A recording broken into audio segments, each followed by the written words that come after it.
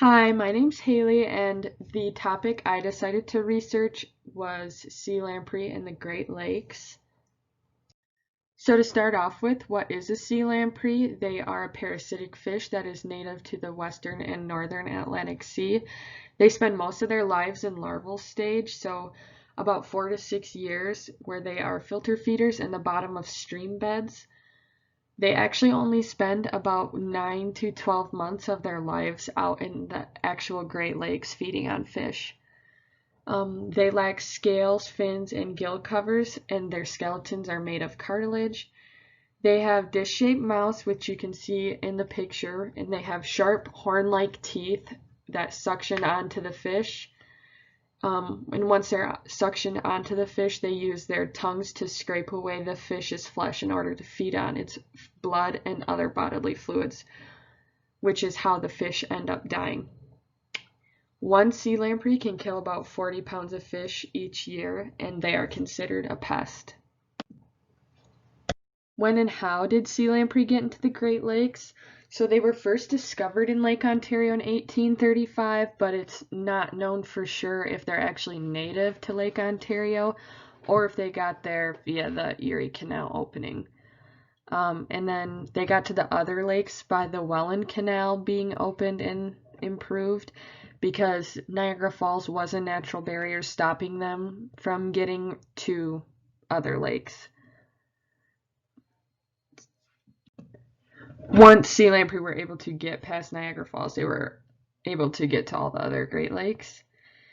And then they were able to get into Lake Erie around 1921, into Lake Michigan and Lake Huron around 1936, and into Lake Superior around 1938.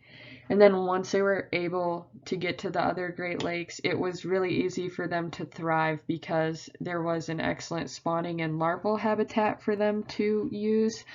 They have no natural predators and a large quantity of fish to feed from.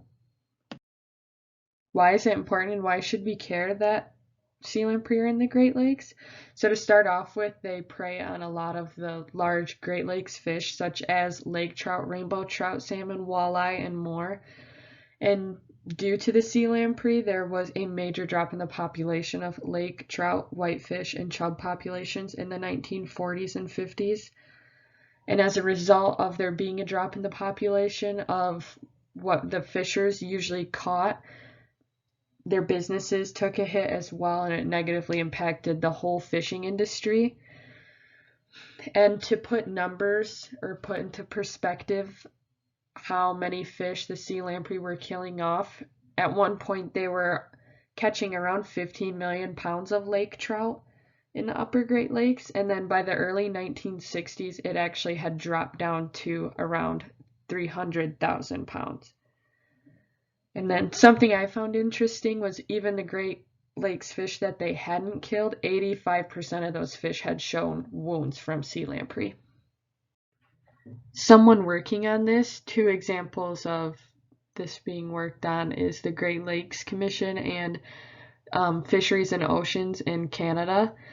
And they have employed programs to help control sea lamprey populations and the problems that they cause in the Great Lakes. They have two ways or methods to do this, and they are the chemical and alternative control methods, which cost over $20 million every year. The chemical control method is the use of pesticides that are specifically for sea lamprey, which are also called lampricides, and they put the lampricides into over 100 streams each year, hoping to kill off most of them. And then they also use the alternative control method, which is when they put barriers into streams to stop sea lamprey from being able to swim upstream to reproduce and spawn the next generation. And then they also, in the alternative method, put traps near the barriers to catch adults. These methods that are used have been highly successful in reducing the damage to fish populations and the populations of sea lamprey. Some key points to remember. One of them that I think is pretty important to remember when thinking of this topic and also other invasive species is how they affect not only ecosystems negatively, but also the fishing industry and economy negatively as well. And another key point to remember is how hard it is to get rid of an invasive species once they're in the Great Lakes. And you pretty much can't ever get rid of them 100%. You can control the population and reduce the effect they have, but they will always be there. And also how expensive it is to just control the problem somewhat. And then these are my sources that I use to find my information.